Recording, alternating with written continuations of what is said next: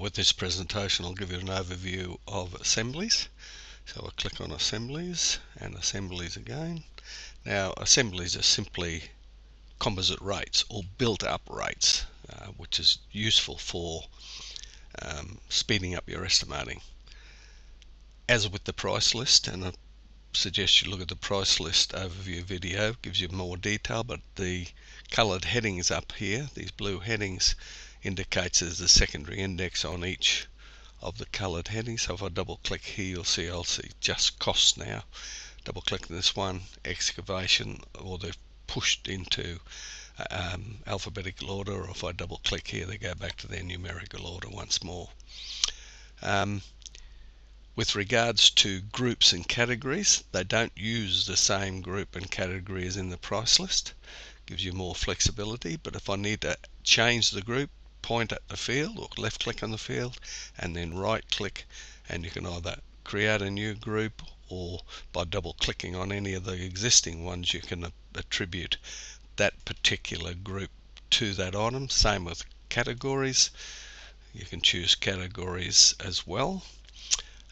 You'll see here foundation, piers, foundation, footings. It makes it very easy to find items within the price list by setting up the categories and the group IDs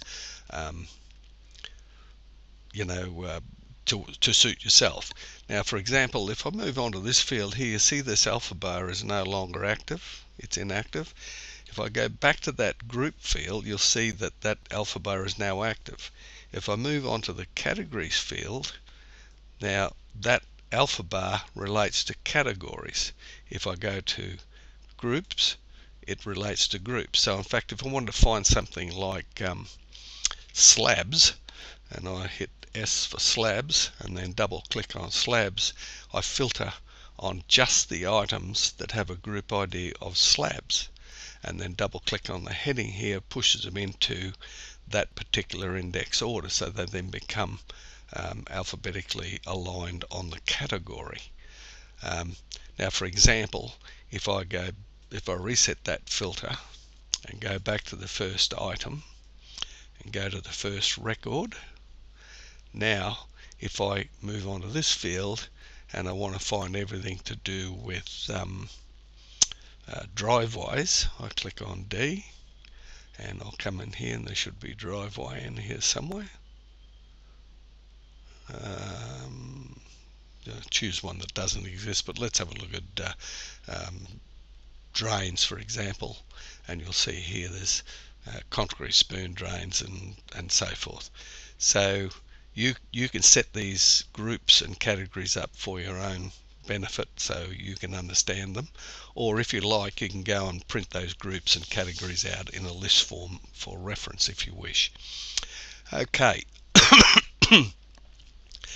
As in the prices, each individual assembly has a unique ID. Let's have a look at some standardized assemblies here, just to make it a bit simple.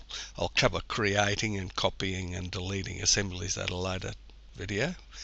But if I look at one of these footings, say this particular footing here, if I double left click on it, I can then see all of the componentry that makes up that particular meter of foundation. You see up here it's got a meter as its unit of measurement. It falls into a group ID of foundation, a category of footings, and a plans with measurement type of segment.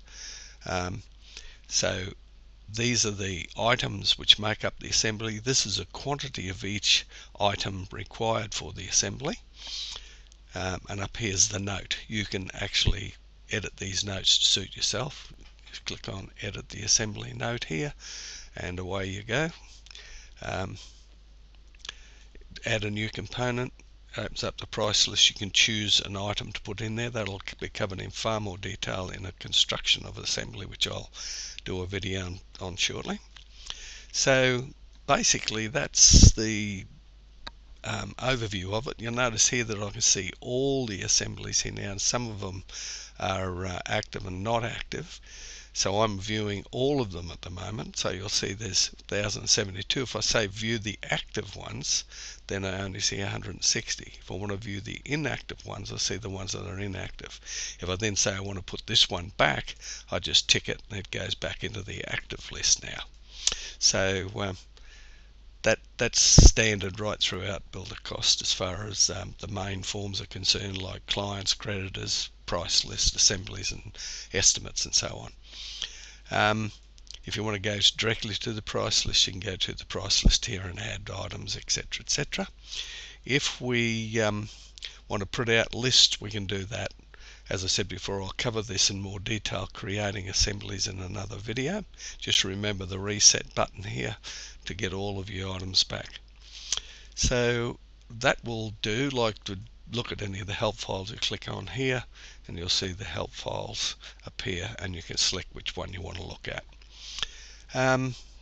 So I think that's a pretty reasonable overview of what assemblies are about.